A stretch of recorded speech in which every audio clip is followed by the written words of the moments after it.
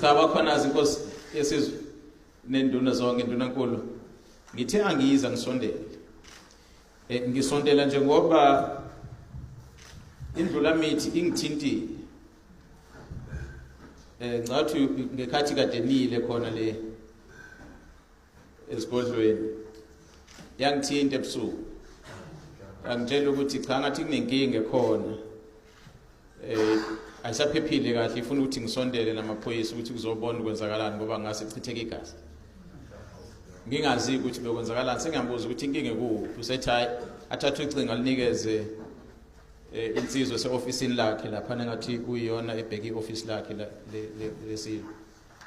bese yangichazela ukuthi kukhona amabhasi amabili afikile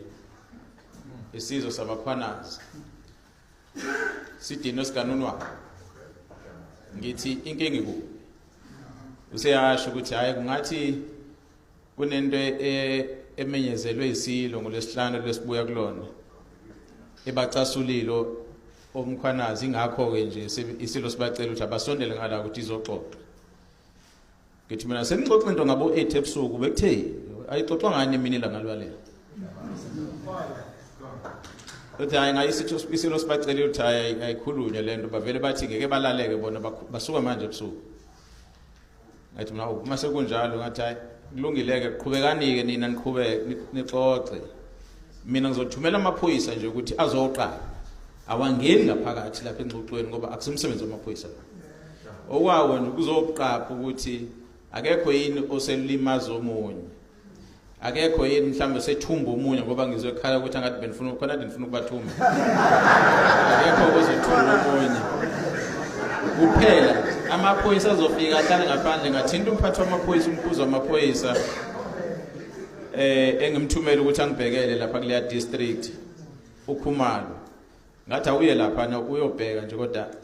anikhulumi namuntu anenzi lutho nifike lihlale nibuye ngicathi afike enze njalo amaphoyisa abezobheka nje uphepha kuphela ngasitshela ke isilo ngathi ke bayede uzoyixazulula wena leyo ngoba ngazi ukuthi yini le niyenzayo asingeni kuyona umsebenzi wamaphoyisa nje ugada ukuphepha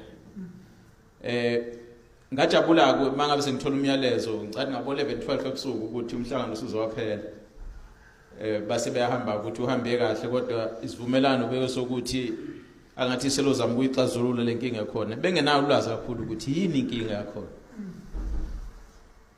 umsebenzi wamaphoyisa njengoba sengishilo nje umsebenzi wethu esinikezwe wona sinikwa yinini abantu bala kulelizwe ukuthi sibheke ukuphepha kwenu